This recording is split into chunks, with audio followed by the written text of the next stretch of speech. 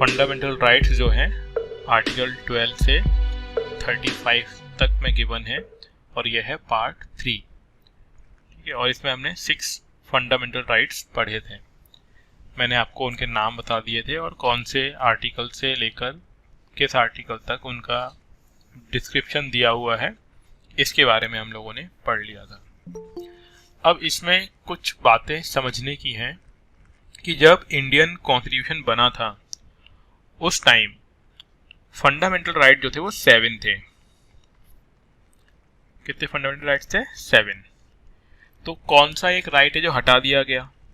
ठीक है, तो आप ध्यान रखिएगा। हाँ, नहीं मालूम होगा आप लोगों को डेफिनेटली, बस आप ध्यान दीजिए। ओरिजिनली, ठीक है, ओरिजिनली जब इंडियन कॉन्स्टिट्यूशन बना, ठीक है, तो उसमें 7 फंडामेंटल राइट्स थे। कितने? 7 टाइप्स ऑफ फंडामेंटल राइट।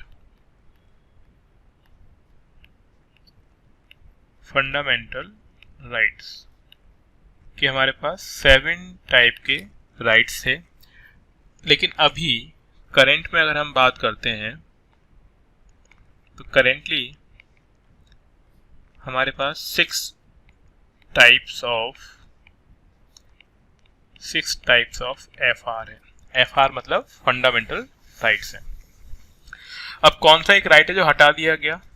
ठीक है, तो डिलीटेड जो एक राइट है, डिलीट कर दिया गया, वो डिलीटेड राइट है एक, उसे हम बोलते हैं राइट टू प्रॉपर्टी। संपत्ति का अधिकार। संपत्ति का अधिकार, ठीक है, राइट टू प्रॉपर्टी। अब आपको ये लग सकता है कि यार मेरी प्रॉपर्टी तो मेरी ही होती है, तो ये राइट तो हमारे पास अभी है। राइट टू प्रॉपर्टी का मतलब ये है कि आपकी प्रॉपर्टी आपकी है, गवर्नमेंट चाह कर भी नहीं ले सकती, इसे बोलते हैं राइट टू प्रॉपर्टी। बट अब क्या है, ये राइट डिलीट कर दिया गया है। इसका मतलब ये है, अगर कंट्री को डेवलपमेंट के पॉइंट ऑफ व्यू से आपकी प्रॉपर्टी की रिक्वायरमेंट है तो गवर्नमेंट आपकी प्रॉपर्टी ले सकती है, चाहे आपकी मर्जी हो या ना हो। अब डेवलपमेंट से क्या मतलब है? सपोज करो कहीं पे हाईवेज बनाने हैं, रेलवे ट्रैक बनाना है, ओवरब्रिज बनाना है, या फिर किसी और तरीके का गवर्नमेंट इंफ्रा रेडी करना है, उस केस में आपकी प्रॉपर्टी को अधिग्रहित कर सकते हैं। ठीक है, अधिग्रहित आपने एक नाम सुना भी होगा।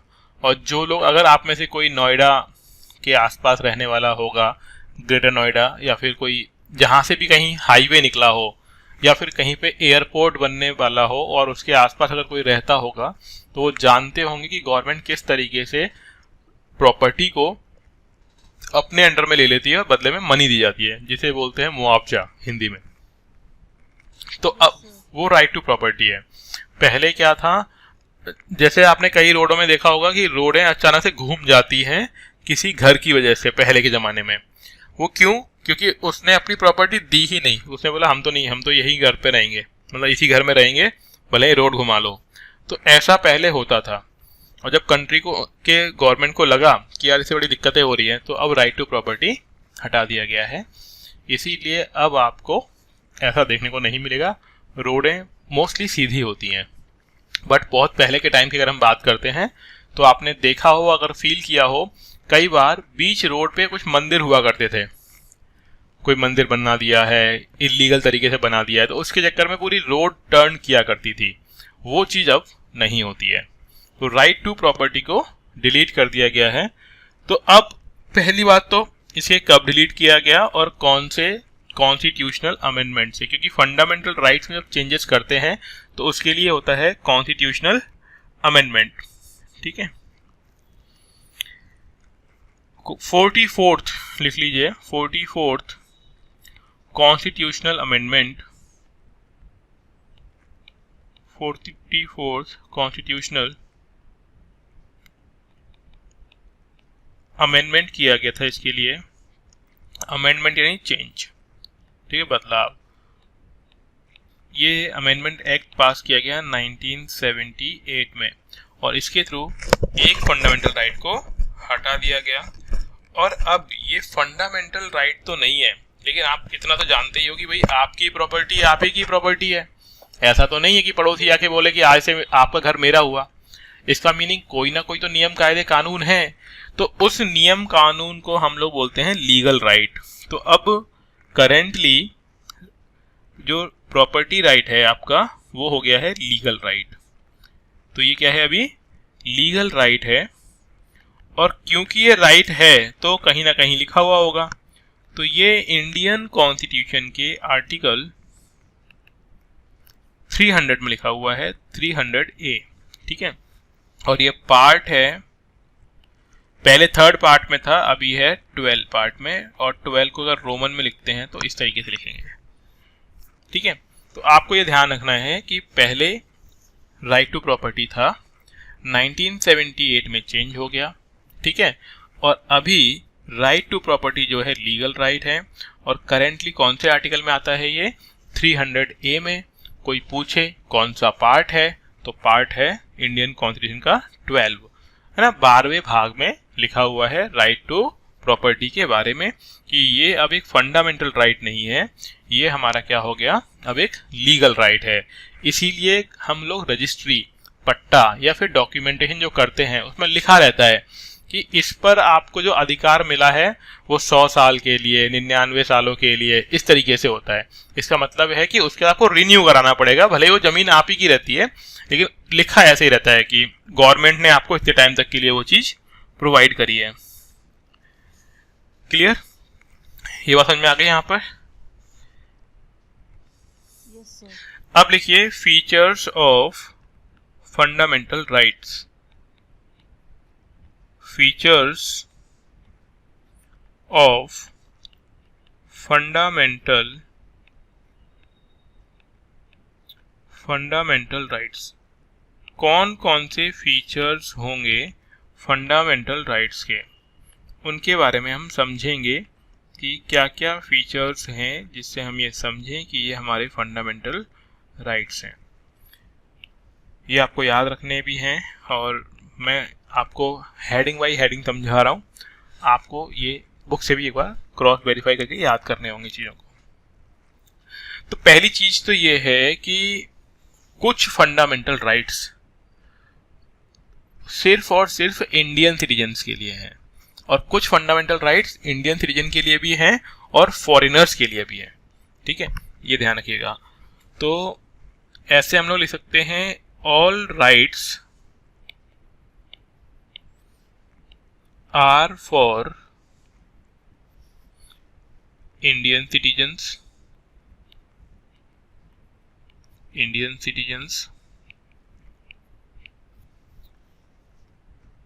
and some rights कर लेते हैं, some rights are also available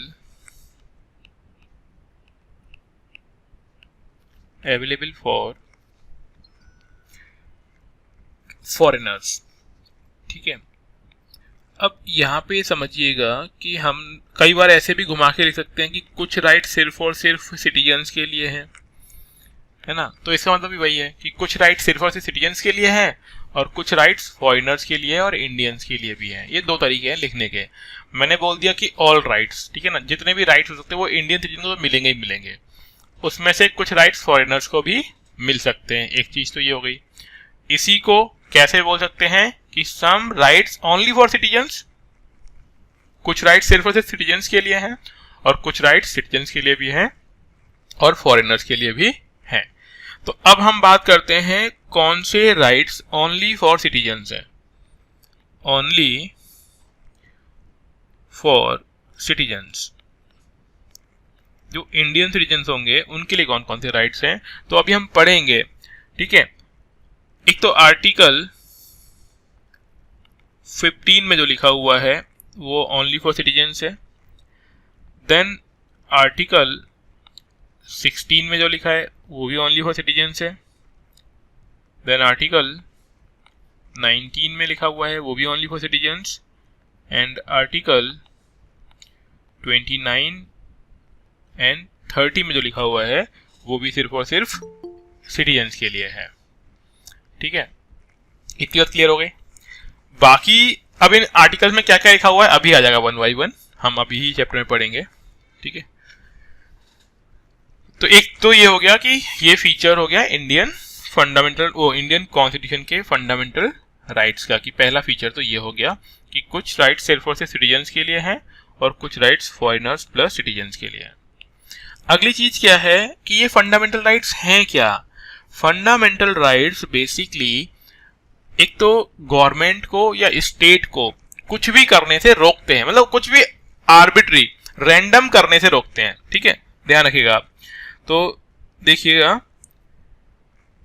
fundamental rights या फिर mostly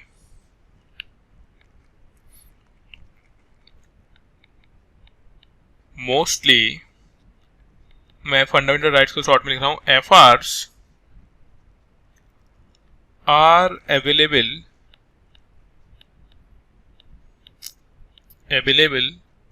against the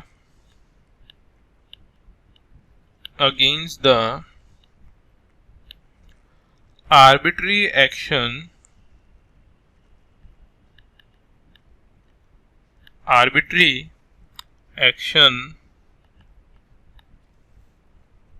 of the state यानी मोस्टली फंडामेंटल राइट्स किस चीज के अगेंस्ट हैं कि गवर्नमेंट रैंडमली कुछ ना कर दे आपके साथ, है ना, उसके लिए है कि स्टेट कुछ डिसीजन ले लेगा, ठीक है, तो उसके लिए आर्बिट्री कुछ ना कर दे, तो इसके लिए क्या हमारे पास अवेलेबल है, फंडामेंटल राइट्स। ये बात समझ में आ गई?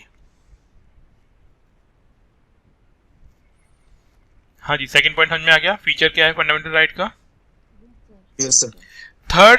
थर्ड फीचर क्या है फंडामेंटल राइट्स का, कि कुछ फंडामेंटल राइट्स क्या करते हैं, स्टेट की अथॉरिटी पे लिमिटेशंस लगा देते हैं। स्टेट की अथॉरिटी पे क्या लगाते हैं, लिमिटेशंस लगा देते हैं। तो इसमें देखिए, सम एफआरस प्लेस लिमिटेशन, मतलब ऐसा नहीं है कि गवर्नमेंट कुछ भी कर दे, limitations on the authority of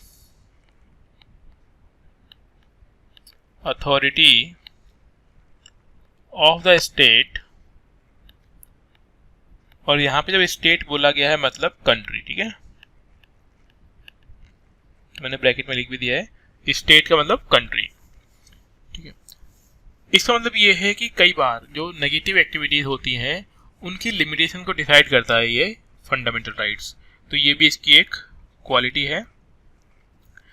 अगली चीज फीचर्स क्या है, नेक्स्ट फीचर ये है कि फंडामेंटल राइट्स को अमेंड यानी चेंज किया जा सकता है, लेकिन ध्यान ये रखना कि basic structure of the constitution change नहीं होना चाहिए, ठीक है। अगर कोई बोलता है कि क्या फंडामेंटल राइट्स में चेंज कर सकते हैं, तो डेफिनेटली कर सकते हैं, ठीक है। तो देखो, और चेंज कौन करेगा, इंडियन पार्लियामेंट ओनली। स्टेट के अंदर जो होती है विधानसभा, वो इसमें चेंजेस नहीं कर सकती है। तो लिखिए फोर्थ फीचर जो है, द पार्लियामेंट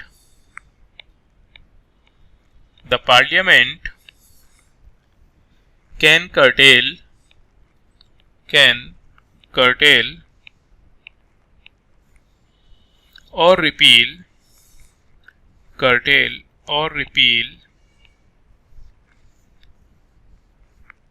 repeal them, और रिपील कैसे करेंगे, by constitutional amendment, repeal them by a constitutional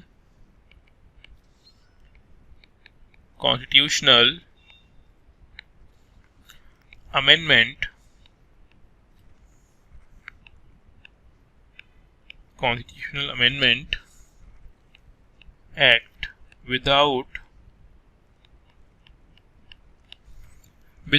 altering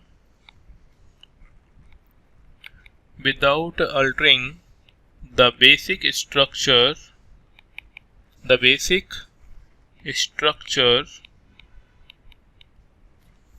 of the constitution. ये आपको ध्यान रखना है, basic structure of the constitution change नहीं होना चाहिए, of the constitution basic structure नहीं बदलना चाहिए, तब तक हम चेंज कर सकते हैं।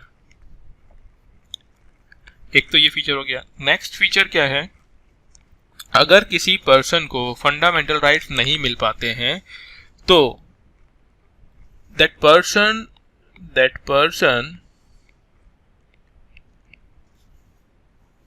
can directly go to the supreme court. ठीक है, वो डायरेक्टली कहाँ जा सकता है, सुप्रीम कोर्ट जा सकता है। सिर्फ कब, जब उसको फंडामेंटल राइट्स नहीं मिल पा रहे हैं। ठीक है, तो वो कहाँ जा सकता है, सुप्रीम कोर्ट। तो Supreme Court in case of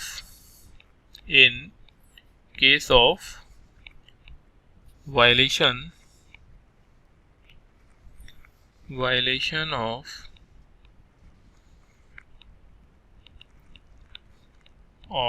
the FRs, अगर फंडामेंटल राइट्स का वायलेशन होता है किसी पर्सन के लिए, तो वो पर्सन डायरेक्टली कहाँ जा सकता है, सुप्रीम कोर्ट में जा सकता है। अब ये भी समझिएगा कि जो फंडामेंटल राइट्स हैं वो हम उन्हें बोल सकते हैं कि वो एब्सोल्यूट नहीं है। एब्सोल्यूट मतलब जैसे बोला गया है right to freedom, right to speech, यानी बोलने का राइट है, घूमने फिरने का फ्रीडम है, बट वहाँ पे रिस्ट्रिक्शंस है। जैसे अभी रात के मान लीजिए अभी 10 बजने वाले हैं, आपको मालूम है कि भैया राइट टू स्पीच है और आप किसी घर के बाहर जाके चिल्लाने लग जाओ, है ना, तो राइट टू स्पीच में आता है वो।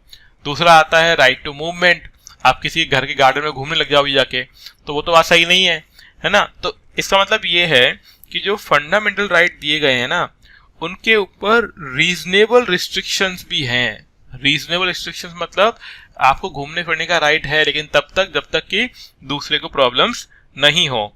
तो ध्यान रखिएगा, FRs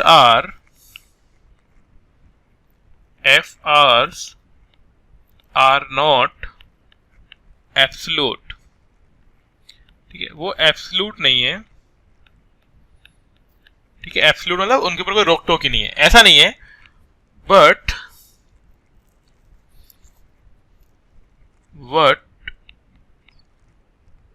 reasonable restrictions are there. ठीक है, बट रीजनेबल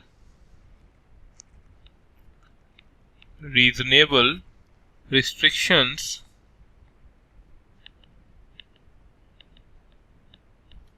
are there। ठीक है, उनके ऊपर रोक टोक है ना, अनलिमिटेड पावर नहीं होगी उस केस में, उनके ऊपर कुछ रीजनेबल रिस्ट्रिक्शंस आपको देखने को मिलेंगे। ठीक है, तो इसका मतलब ये होता है कि जो भी फंडामेंटल राइट्स आपको दिए गए हैं उनको आप ऐसे बिल्कुल नहीं समझ सकते हैं कि ये हमारे पास अनलिमिटेड राइट्स हैं, जो चाहे वो कर सकते हैं। इसके अलावा एक और चीज़ है कि ये जो फंडामेंटल राइट्स हैं वो सस्पेंड हो सकते हैं।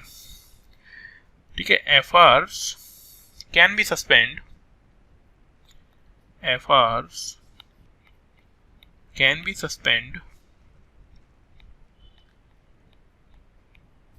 सस्पेंडेड। ठीक है, ड्यूरिंग नेशनल इमरजेंसी, जब कंट्री में नेशनल इमरजेंसी हो। और अभी हम बताएंगे आपको आगे कि नेशनल इमरजेंसी कौन कौन से केसेस में इम्पोज हो सकती है। ठीक है, नेशनल इमरजेंसी के टाइम में वो सस्पेंड हो सकते हैं। ठीक है, बट कुछ फंडामेंटल राइट्स होंगे वो कभी भी सस्पेंड नहीं होंगे। ठीक है, कौन कौन से राइट्स हैं वो, सर 20 और 21। वेरी गुड, यहाँ पे लिख लो FRs never suspended,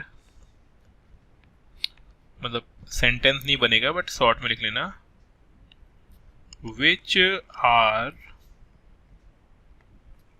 written in articles 20 and 21। वो फंडामेंटल राइट्स जो आर्टिकल 20 और 21 में लिखे हुए हैं कभी भी सस्पेंड नहीं होंगे, चाहे नेशनल इमरजेंसी हो जाए। तो बस हम बात कर रहे हैं कब, नेशनल इमरजेंसी के टाइम में ये फंडामेंटल राइट्स आपके क्या नहीं होंगे, सस्पेंड नहीं होंगे। ठीक है, तो ये हमने समझ लिए फीचर्स, और इसको ध्यान रखिएगा बार बार। ठीक है, और अब ऐसे इनमें क्या बातें लिखी हुई थी जो सस्पेंड नहीं होती हैं, तो वो अभी हम आपको आगे एक एक आर्टिकल का लिखवाएंगे। वैसे ऊपर लिखवा दिया है आपको, ठीक है, यहाँ पे देखो ये लिखवाया था स्टार्टिंग में, दोबारा से एक एक आर्टिकल लिखवाएंगे। तो आपको ध्यान रखना है कि क्या लिखा हुआ था ऐसा खास 2021 में जो सस्पेंड नहीं होता है। अब आते हैं हम लोग वन बाय वन एक एक आर्टिकल पर। सबसे पहले हम लोग बात करते हैं आर्टिकल नंबर 12 की। आर्टिकल 12, ठीक है, इस आर्टिकल 12 में क्या दिया हुआ है, इसमें हमें बताया हुआ है कि what is the meaning by state. तो यहाँ पे लिखा हुआ है definition of state, definition of state. State की डेफिनेशन बताई हुई है कि स्टेट की डेफिनेशन क्या होगी। ठीक है, क्या होगी स्टेट की डेफिनेशन, तो ऐसे समझो आप, जितने भी गवर्नमेंट ऑर्गेनाइजेशंस हैं, ठीक है, और जो बड़े ग्रुप हैं, उन सभी को हम स्टेट बोलेंगे। ठीक है, बड़े ग्रुप एंड गवर्नमेंट ऑर्गेनाइजेशंस कौन कौन सी चीज़ हो सकती हैं, तो मैं लिख रहा हूं यहाँ पे स्टेट्स में कौन कौन सी चीज़ें आएंगे। तो देखिए यहाँ पे ध्यान से लिखिएगा इस चीज को, states has been defined, state has been defined in a wider sense and including, तो and includes, क्या क्या includes करेगा ये, includes all its agencies, सारी एजेंसीज जो गवर्नमेंट के अंडर में हैं। कौन कौन सी चीजें हैं, जैसे कि वन बाय वन लिखते हुए चलेगा, मैं इसको अलग कलर से लिख देता हूं जिससे आपको ध्यान रखेगा कि ऑल इट्स एजेंसीज, कौन सी एजेंसीज की बात कर रहे हैं हम लोग। तो for example executive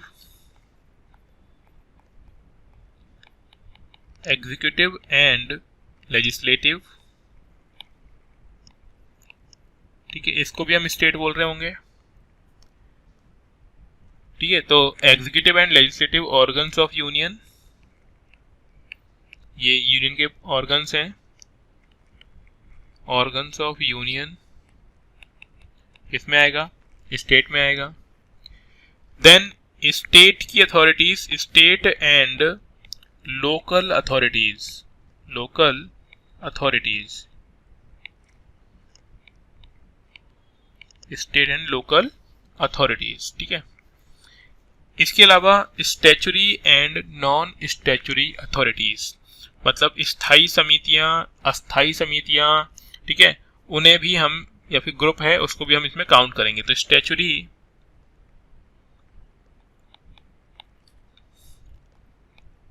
and non statutory authorities, ठीक है, ये भी इसी में आएंगी। अब ये कौन सी अथॉरिटीज है, जैसे एग्जांपल के तौर पे क्या क्या है ये, जैसे आप गवर्नमेंट पीएसयूज ले लो, भेल, गेल, सेल, नाम सुने आप लोगों ने? Yes sir. ठीक है, भेल, गेल, सेल, ठीक है, और एक LIC का नाम बड़ा आपने सुना होगा। इन सभी को हम लोग क्या बोल रहे होंगे? स्टेट बोलेंगे ब्रॉडर सेंस में। ठीक है, और क्या हो सकते हैं? जैसे कि कोर्ट्स। कोर्ट भी किस में आएगा? स्टेट में आएगा, कोर्ट्स। ठीक है, सर रेलवे। हाँ रेलवे भी, सॉरी, ठीक है, रेलवे भी इसी में आएगा। इसके अलावा कुछ ऐसे प्राइवेट बॉडीज और एजेंसीज भी आ सकते हैं इसके अंदर, ठीक है, स्टेट में, जिन्हें डिफाइन किया हुआ होता है। ठीक है, तो यहाँ पे लिख लीजिए even a private body, even a private body, private body agency, कोई एजेंसी है working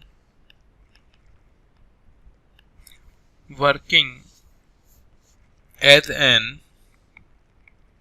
instrument of the states, मतलब किसी मतलब स्टेट के अंडर में या फिर इंस्ट्रूमेंट की फॉर्म में वो काम कर रही है। इंस्ट्रूमेंट मतलब उसके पार्ट के फॉर्म में काम कर रही है, इंस्ट्रूमेंट ऑफ द स्टेट। तो उसे हम लोग क्या बोल रहे होंगे? उसे हम बोल देंगे स्टेट। ये सब कुछ चीजें हमने समझ ली कि भाई ये सारी की सारी चीजें किसमें आती हैं? स्टेट में आती हैं। और ये सब कुछ किसमें लिखा हुआ है? आर्टिकल 12 में, क्योंकि हम लोग किस चीज को पढ़ रहे थे? आर्टिकल 12। तो आर्टिकल 12 हमें क्या बताता है? स्टेट की डेफिनेशन से हमें बताता है कि कौन कौन सी चीजें स्टेट के अंडर में आएंगी। नेक्स्ट आर्टिकल है 13। नेक्स्ट आर्टिकल है आर्टिकल 13। ये आपको याद करना पड़ेगा ऐसे, जैसे मैं लिखवा रहा हूँ ना कि क्या क्या 12 में आता है, फिर आर्टिकल 13 में क्या क्या आएगा। ये आपके टिप्स यानी उंगलियों पे होना चाहिए, आपको याद हो। जब बोले कोई कि भाई आर्टिकल 13 में क्या लिखा हुआ है, 12 में क्या लिखा हुआ है, तो अब तुरंत उसको बता दो कि ये लिखा हुआ है। ठीक है, अब आते हैं 13 में कि कोई 13 में क्या लिखा हुआ है। 13 में लिखा हुआ है कि अगर कोई राइट या फिर कोई लॉ फंडामेंटल लॉ से इनकंसिस्टेंट है। इनकंसिस्टेंट मतलब कि फंडामेंटल राइट कुछ और बोलते हैं और कोई नया लॉ कुछ और बोलता है, तो उस केस में किसकी वैल्यू मानी जाएगी? तो आर्टिकल 13 में लिखिए laws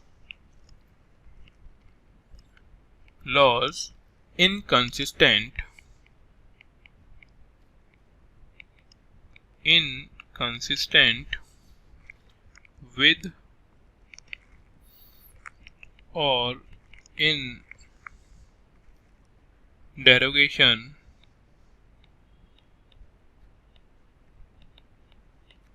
of the fundamental right.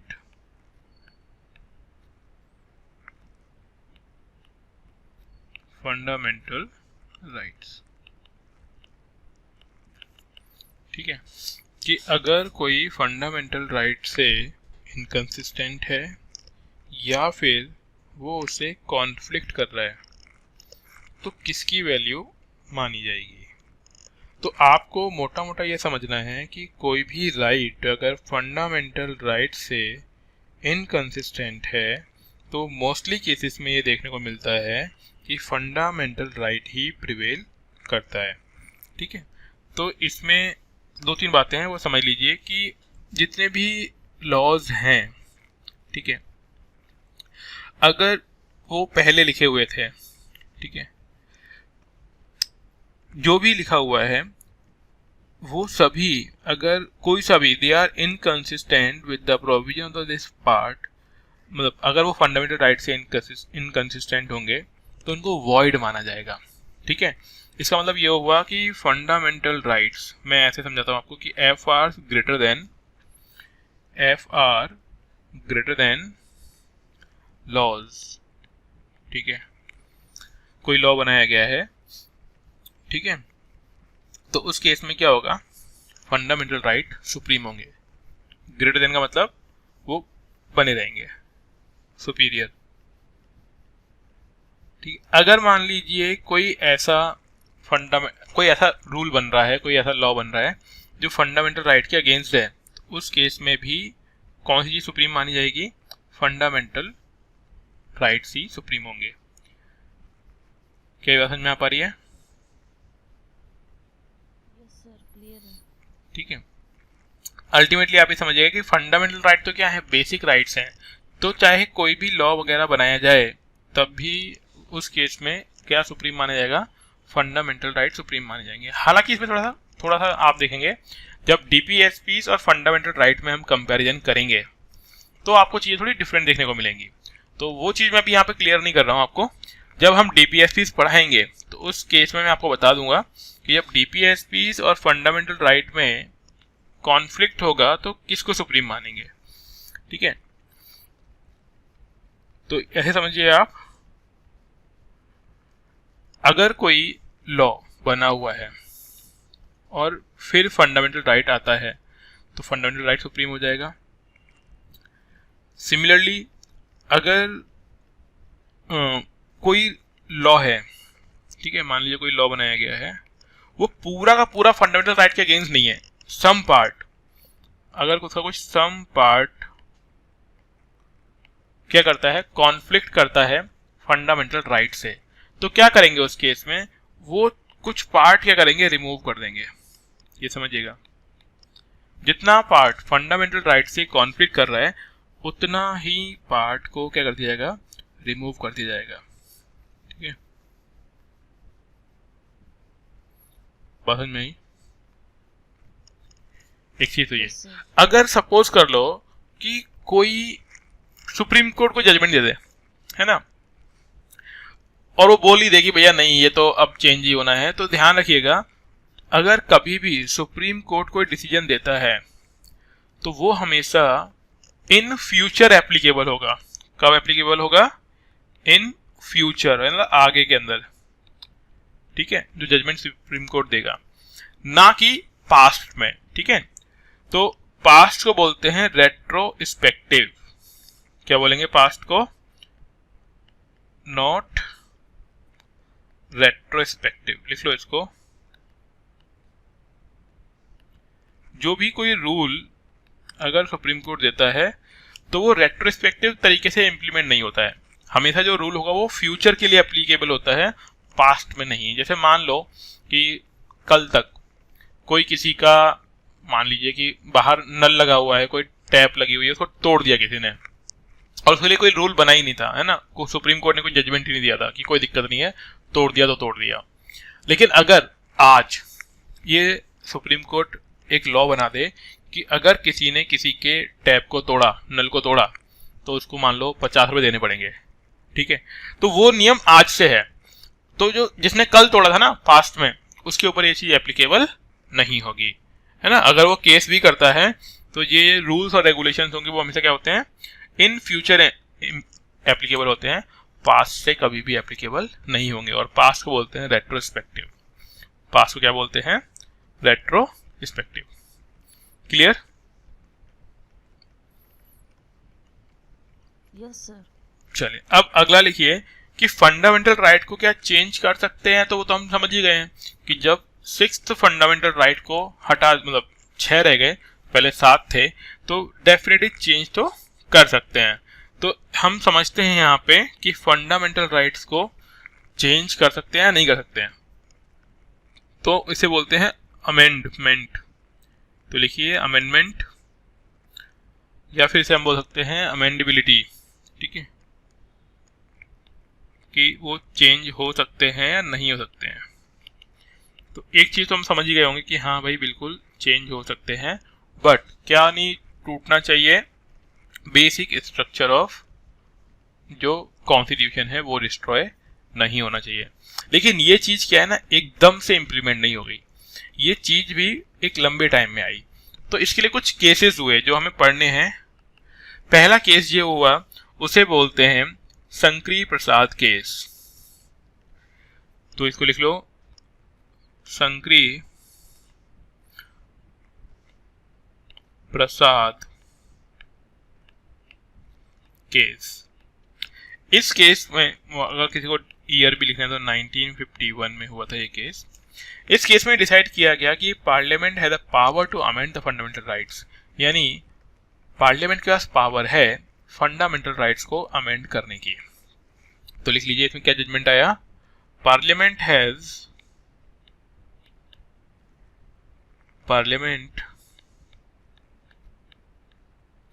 Power to amend FRs, यानी पार्लियामेंट के पास पावर है फंडामेंटल राइट्स को अमेंड करने की। लेकिन देखो यहाँ पे ध्यान देने वाली बात ये है कि ये नहीं बताया कि कितना चेंज कर सकते हो, क्या पूरे के पूरे फंडामेंटल राइट चेंज कर सकते हो, कितना। यहाँ पे बस ये मालूम पड़ा कि नहीं भाई फंडामेंटल राइट को चेंज किया जा सकता है, ठीक है। फिर एक और केस हुआ इसके बाद, सेकेंड केस यानी कोर्ट केस है ना, सुप्रीम कोर्ट पहुंच जाता है जो केस, उसे बोलते हैं। फिर एक केस हुआ गोलकनाथ केस। तो लिखिए गोलकनाथ केस 1967 में। तो डेफिनेटली कि पार्लियामेंट के पास पावर है अमेंडमेंट करने की, इसके अगेंस्ट भी हुआ था, ठीक है। तो ये बोल दिया गया इसमें गोलकनाथ केस में कि नहीं, कैन नॉट बी अमेंड, कि parliament can not be amend FRs, कि ये अमेंड नहीं कर सकते फंडामेंटल राइट्स को, ठीक है, कि भैया बहुत पावरफुल है फंडामेंटल राइट्स। किसमें बोला गया ये, गोलकनाथ केस में। तो फिर दोबारा से एक और केस हुआ, उसमें फिर पूछा गया कि बताओ भैया हो सकता है कि नहीं हो सकता है। और ये बहुत फेमस केस है, केशवानंद भारती केस। आप इसको कई बार सुनोगे, इतनी बार सुनोगे कि आपको याद हो जाएगा ऐसे ही। तो लिख लीजिए इसको, केशवानंदा भारती केस। केशवानंद भारती केस में ये बोला गया कि चेंज कर सकते हैं, but basic structure of the fundamental, मतलब basic structure of the constitution change नहीं होना चाहिए। और केशवानंद भारती केस हुआ था 1973 में। और इस केस में पहली बार जो कॉन्सेप्ट आया वो आया the doctrine of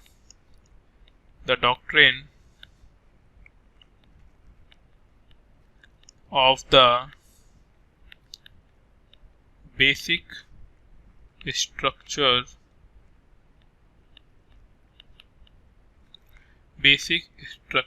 of the constitution, basic structure of the constitution, ठीक है। ये चीज आपको ध्यान रखना है कि केशवानंद भारती केस में क्या एक चीज आई निकल कर कि basic structure of the constitution destroy नहीं होना चाहिए, बाकी अगर चेंजेस करने हैं तो कर सकते हो उतने ही लिमिट के अंदर। फिर एक और केस है Minerva mills case, 4 number, Minerva mills case, ठीक है। 1980 में केशवानंद भारती के 7 सालों के बाद ये केस हुआ, ठीक है। अब यहाँ पे एक चीज आई कि जुडिशियल रिव्यू, है ना, एक चीज आएगी कि सुप्रीम कोर्ट क्या जुडिशियल रिव्यू को या फिर कोई चीज ऐसी जो बनाई गई है उसका रिव्यू कर सकता है। तो यहाँ पे एक चीज निकल कर आएगी जुडिशियल रिव्यू का मतलब ये होता है कि जो जजमेंट दिया गया है उसे फिर से चेंज करने की पावर, ठीक है। जुडिशियल रिव्यू, मान लीजिए कोई जजमेंट दे दिया गया, 10 साल बाद लगा कि नहीं यार कुछ गलत दे दिया, तो उसका जुडिशियल रिव्यू पॉसिबल है, ठीक है।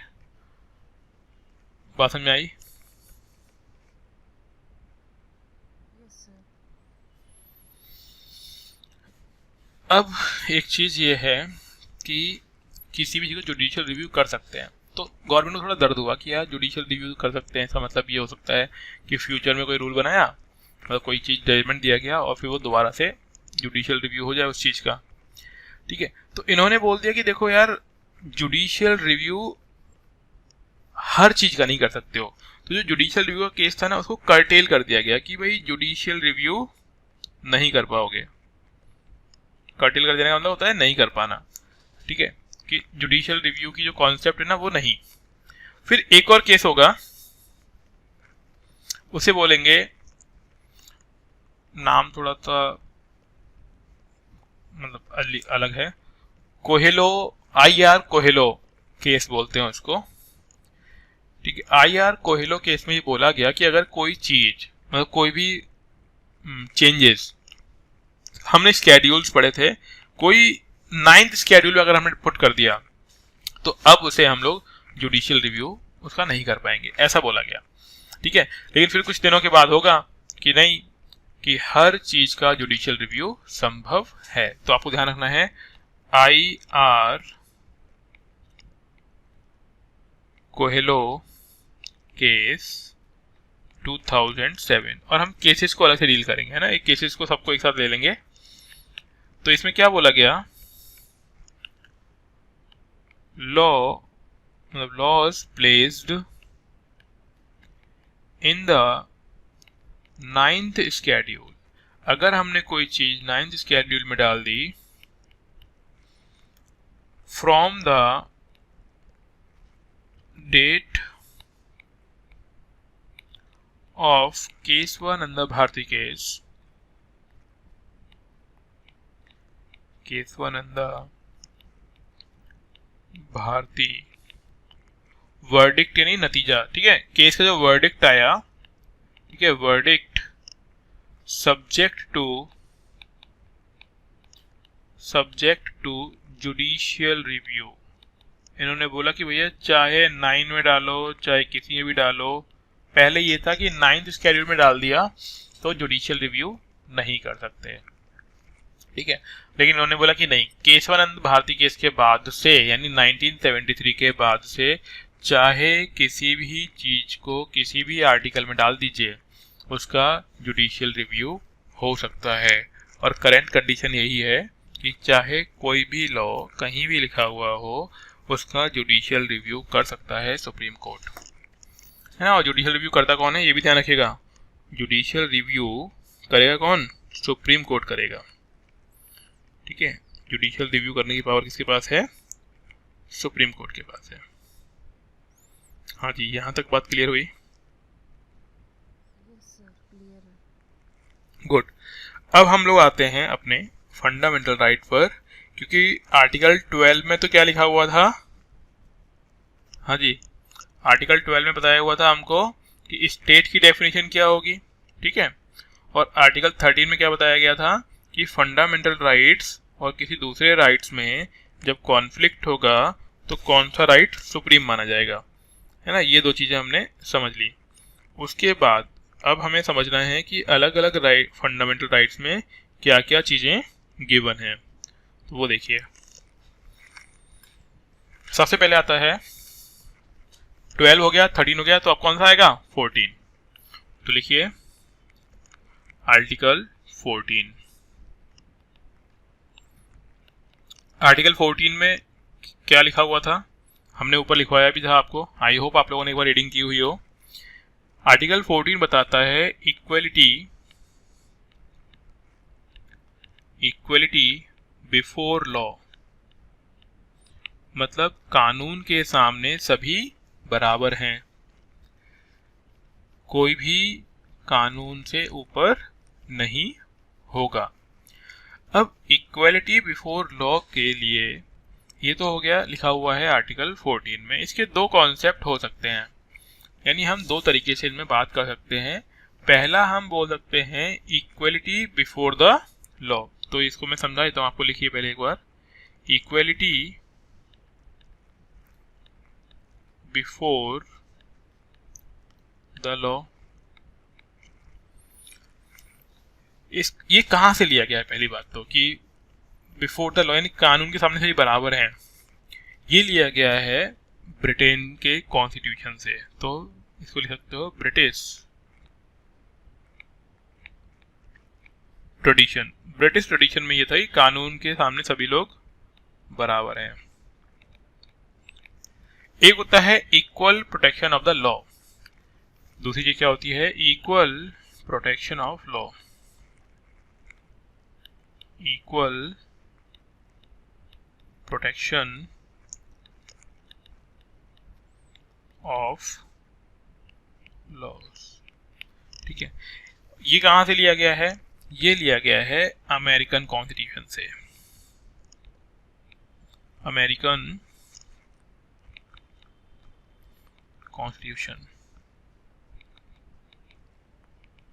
तो ये दोनों देखो सिमिलर टर्म्स हैं, equality before law, equal protection of laws. ठीक है ना। अब यहां पे समझिएगा, इक्वालिटी बिफोर लॉ बोलती है कि कोई भी कानून से मतलब अलग नहीं है, सभी एक जैसे हैं। तो इसको हम लोग ऐसा समझ लेते हैं कि कौन सी चीज पॉजिटिवली ओरिएंटेटेड मतलब बताई जाती है और कौन सी नेगेटिव है। तो बेसिकली ये नेगेटिव सेंस में लिया जाता है, नेगेटिव, इसे हम बोलते हैं negative in its orientation, in its orientation. इसका मीनिंग क्या है, इसमें ये बोला जाता है कि स्टेट के ऊपर ये रिस्ट्रिक्शन है कि वो दो सिटीजन के बीच में डिस्क्रिमिनेशन नहीं करेगा, नहीं करेगा बोल रहे हैं ना, नहीं, तो इसे बोलते हैं नेगेटिव ओरिएंटेशन, कि यहाँ पे नहीं करने को बोला गया कि भाई दो सिटीजन्स के बीच में आप डिस्क्रिमिनेशन नहीं कर सकते हो, इसीलिए इसको क्या बोला गया है, नेगेटिव।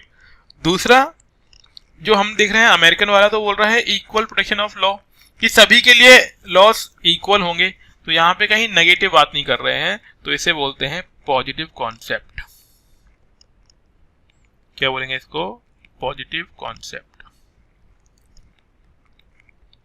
इसका मीनिंग ये होता है कि सभी के लिए इक्वल प्रोटेक्शन होगा, सभी लोग इक्वल माने जाएंगे। तो ये पॉजिटिव कॉन्सेप्ट हो गया, एंड फर्स्ट हो गया नेगेटिव कॉन्सेप्ट। ठीक है, फिर एक होती है rule of law, rule of law, rule of law. इसका मीनिंग क्या होता है कि भाई कानून का शासन होगा। ठीक है, कानून का शासन होने का मतलब ये होता है कि किसी के भी पास एक्सेसिव पावर्स नहीं होंगी और कोई अपनी मर्जी से कंट्री को रन नहीं करेगा। ठीक है, तो इसे बोलते हैं एब्सेंस ऑफ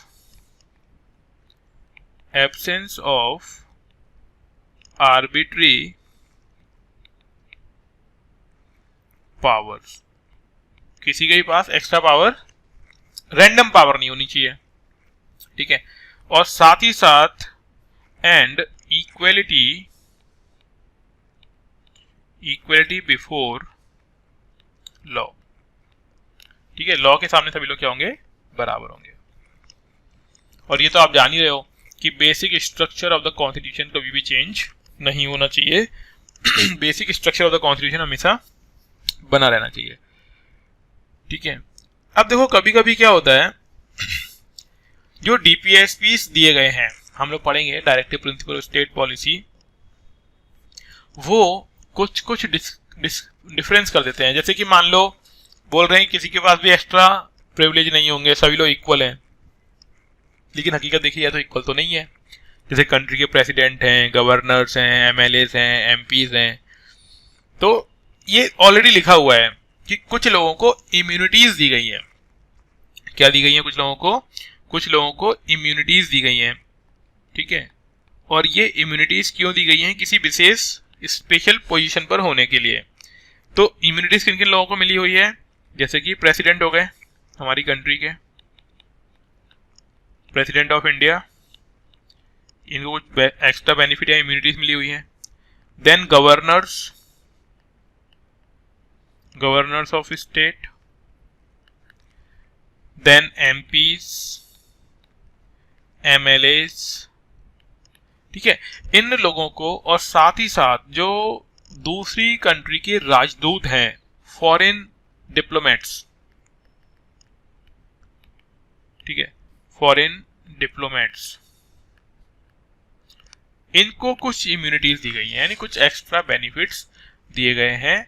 तो इन्हें हम ये नहीं मान सकते कि कंट्री में इक्वलिटी नहीं है।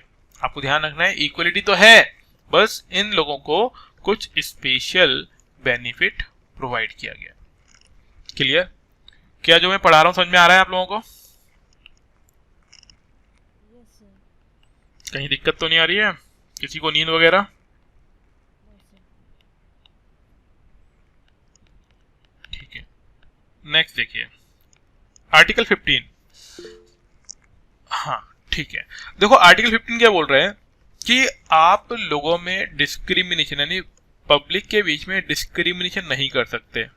किस बेसिस पर नहीं कर सकते? तो बता रहा है कि सिर्फ इन बेसिस पर डिस्क्रिमिनेशन नहीं होगा। तो लिखिए आर्टिकल 15 में, prohibition of discrimination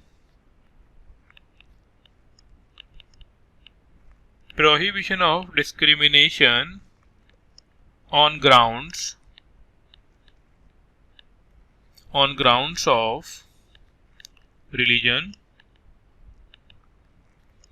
race, caste, sex or place of birth। यानी कहने वाली बात यह है कि इंडियन कॉन्स्टिट्यूशन के अकॉर्डिंग हम इन ग्राउंड्स पर, जो दिए हुए ग्राउंड्स हैं, इन ग्राउंड्स पर किसी के भी साथ कोई डिस्क्रिमिनेशन नहीं कर सकते। पहला ग्राउंड है रिलीजन। कोई हिंदू है, मुस्लिम है, सिख, पारसी, कुछ भी, हम रिलीजन के बेसिस पर डिस्क्रिमिनेशन नहीं करेंगे। मान लो ऐसे बोल दे गवर्नमेंट जॉब नहीं मिलेंगी, कि मान ली बोल दिया कि सिख लोगों को नहीं मिलेंगी, तो इट इज नॉट पॉसिबल। ठीक है, on the basis of religion discrimination नहीं होगा। अगला आता है रेस यानी प्रजाति। ठीक है, हम ऐसा नहीं बोल सकते कि कोई निग्रो है, व्हाइट है, ब्लैक है, उस तरीके की बात है। हम नहीं, मतलब कोई ऐसे मान लो नॉर्थ ईस्ट का है या फिर हरियाणवी है, साउथ का है, उस बेसिस पर हम डिस्क्रिमिनेशन नहीं करेंगे। करेंगे तो पनिशेबल ऑफेंस है ये। Then caste, upper caste, lower caste, Brahmin, Kshatriya, या फिर इस तरह का अगर कोई सोच के चल रहा है लोअर कास्ट के बारे में, अगर किसी ने डिस्क्रिमिनेशन किया तो वो फंडामेंटल राइट का वायलेशन माना जाएगा। देन नेक्स्ट है सेक्स यानी जेंडर, मेल है, फीमेल है, ट्रांसजेंडर है। अगर आपने डिस्क्रिमिनेशन कर दिया, अगेन फंडामेंटल राइट का वायलेशन ये माना जाएगा। नेक्स्ट है प्लेस ऑफ बर्थ। कोई इंसान कहाँ बर्थ हुआ है किसी का, उस बेसिस पर भी गवर्नमेंट जॉब्स में, पब्लिक प्लेसेस पर, अब ध्यान रखना पब्लिक प्लेसेस पे नहीं कर सकते आप, ठीक है, गवर्नमेंट इंस्टीट्यूशन पे नहीं कर सकते। अब ऐसा नहीं, घर में तो कर ही सकते हो यार, प्राइवेट है, बट अगर मालूम पड़ गया, केस कर दिया किसी ने, तो भाई नपेगा वो इंसान, ठीक है, उसके ऊपर प्रॉपर से कार्रवाई की जाएगी। लेकिन ये मान लीजिए कि गवर्नमेंट कभी भी इन बेसिस पर डिस्क्रिमिनेशन नहीं करेगी। बात समझ में आ गई? तो ये प्रोहिबिट है, अगर किसी ने भी कर दिया तो उसके ऊपर प्रॉपर कार्रवाई की जा रही होगी। अब यहां पे ये समझिएगा, अब जैसे को आप बोलो छोटे बच्चे, प्रेग्नेंट फीमेल्स, है ना, डिसेबल्ड पर्सन्स, तो उनके लिए हो सकता है वो डिस्क्रिमिनेशन नहीं माना जाएगा। कई बार लोग बोलते हैं कि उनको रिजर्वेशन क्यों, इनको क्यों, तो वो हो सकता है, ठीक है, वो पॉसिबल है। डिस्क्रिमिनेशन जो नहीं होगा वो सिर्फ इन बेसिस पर नहीं होगा, इसके अलावा हो सकता है, ठीक है, ये चीज ध्यान रखिएगा आप। सिर्फ इन बेसिस पर डिस्क्रिमिनेशन नहीं करेंगे, भेदभाव नहीं तो कर सकते हैं। बाकी बच्चा है, मान लो बच्चे ने किसी को पीटा और बड़े ने किसी को पीटा, तो अलग बात है ना, बड़े का अलग होगा केस और बच्चे के थ्रू किया गया काम अलग माना जाएगा। पॉइंट समझ में आ गया? मैं पूरी कहानी लिख नहीं रहा हूं, मैंने समझा दिया आप लोगों को, है ना, रिमेनिंग आप बुक में पढ़ सकते हो आराम से, क्योंकि बहुत सारी चीज लिख देंगे ना तो आप बोर भी हो जाओगे। हालांकि प्रवचन देने में लोग खुश रहते हैं, है ना, लेकिन उसमें क्या ना फिर पढ़ाई नहीं हो पाती।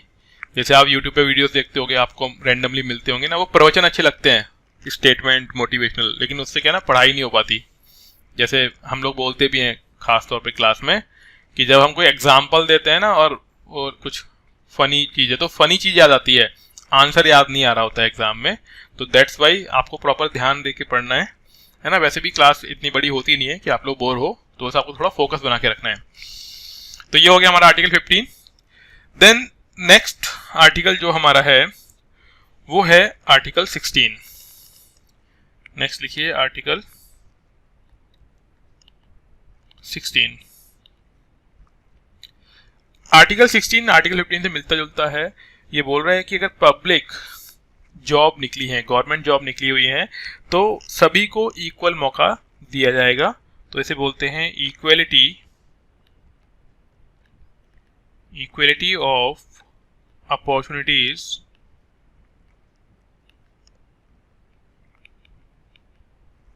इन पब्लिक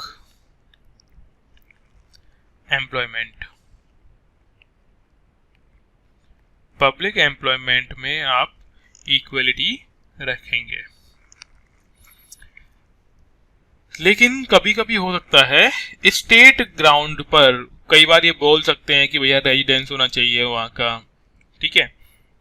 कई बार होता है ना कि यूपी में यूपी लोगों को थोड़ा बेनिफिट मिलेगा, एमपी में एमपी लोगों को बेनिफिट मिलेगा, वहाँ के डोमिसाइल लोगों को, तो वो हो सकता है। लेकिन किसी को भी, ठीक है, रिलीजन के बेसिस पर, caste, place of birth, residence, ठीक है, उन ग्राउंड्स पर एम्प्लॉयमेंट में डिस्क्रिमिनेशन नहीं। तो जो ऊपर वाले जो ग्राउंड्स है ना, सेम ग्राउंड्स ले लेना कि इन्हीं ग्राउंड्स पर किसी के भी साथ कोई भी डिस्क्रिमिनेशन नहीं होगा।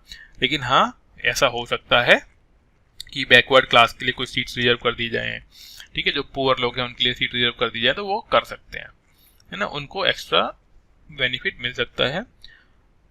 तो वो इसमें डिस्क्रिमिनेशन नहीं माना जाएगा, ठीक है। तो ये लिखा होता 16 में। देन आइए 17 में, आर्टिकल 17।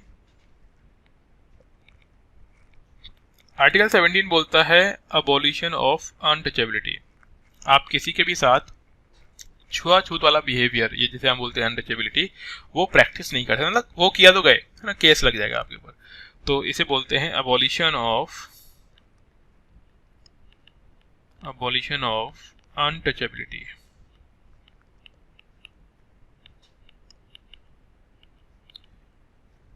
ठीक है, अबॉलिशन ऑफ अनटचेबिलिटी। ये ध्यान रखिएगा कि अगर कोई ऐसा प्रैक्टिस करता है तो वो है पनिशेबल ऑफेंस। मतलब अगर सामने वाले ने कंप्लेन की तो पनिशेबल ऑफेंस है, ठीक है। और इसके लिए कुछ और भी एक्ट और राइट बनाए गए हैं। वो राइट कौन कौन से हैं तो मैं लिख देता हूँ। एक इसके सपोर्ट में बनाया गया है the protection of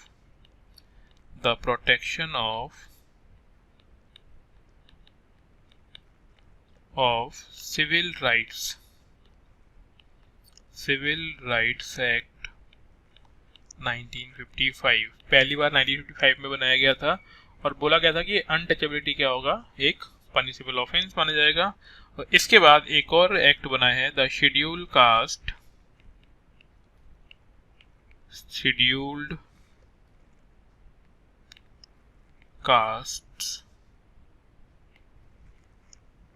and tribe prevention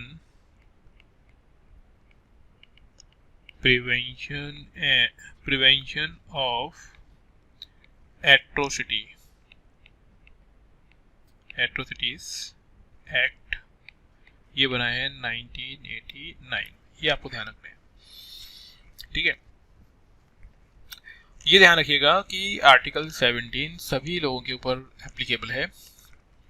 अगर किसी ने भी अनटचेबिलिटी वाला बिहेवियर किया, पब्लिकली किया, प्राइवेटली किया, ठीक है, शेड्यूल कास्ट, शेड्यूल ट्राइब के साथ कुछ कर दिया, तो उस केस में ये एक पनिशेबल ऑफेंस है और ये फंडामेंटल राइट का वायलेशन माना जाएगा। क्लियर? तो हमें अपने आसपास या किसी भी तरीके से अनटचेबिलिटी को सपोर्ट नहीं करना चाहिए। क्लियर? तो ये हमारे हो गए 17 तक। 18 से हम लोग अगली क्लास में करेंगे। बाकी आप लोग लक्ष्मीकांत पढ़ रहे हो कि नहीं पढ़ रहे हो, ये बताओ पहले। यस सर, पढ़ रहे हैं। ठीक है, आर्टिकल 18 नेक्स्ट क्लास में करते हैं। साथ में पढ़ते हुए चलिएगा तो आपको बेटर समझ में आएगा। उसमें काफ़ी लंबी लंबी कहानियाँ दी हुई होंगी, वो आपको हेल्पफुल रहेंगी इनको समझने के लिए बेहतर तरीके से। ठीक है, थैंक यू, मिलते हैं नेक्स्ट क्लास में। सर आप तो हाँ। पिछले बार सर बुक से पढ़ रहा था। हाँ, पिछली बार पढ़ाया था ना बुक से, तो इस बार ऐसा अच्छा नहीं लग रहा क्या? पिछली बार वाले तो वीडियो पढ़े हुए हैं ना ऑलरेडी, तो एक बार बुक से पढ़ा दिया, अब नोट से पढ़ लेते हैं, ओके है ना। और अगर पुराने वाले देखने हैं तो बुक के वीडियोस में डाल दूंगा दोबारा से, वहां पे आप बुक से पूरा पूरा समझ सकते हैं, है ना। Notes Okay, sir. ये एक्स्ट्रा मेहनत ही है, नोट्स बनवा रहे हैं मेरे लिए भी। देखो आप देख ही रहे हो कि लिखना होता है तो कि धीमे धीमे हो पाता है, अगर उससे पढ़ाते हैं जल्दी हो जाता है ना। तो मेहनत कर रहे हैं इस बार पहले से, कुछ नया है ना। अगली बार और नया करेंगे कुछ, ठीक है, हर बार कुछ नया लेके आएंगे, ठीक है। तो बुक वाले हैं तो पुराने वाले वीडियो डाल ही देंगे, वहाँ पे पढ़ सकते हो आप। और अगर आपको यूं पढ़ना है तो यहाँ पे नोट्स के थ्रू बनवा रहे हैं, तो ये शॉर्ट फॉर्म में है। बुक तो डेफिनेटली आप जानते हो पूरा डिटेल में दिया हुआ होता है, तो यहाँ पे शॉर्ट में समझा रहे हैं, ठीक है। तो थैंक यू, मिलते हैं नेक्स्ट क्लास में। Thank you. ओके।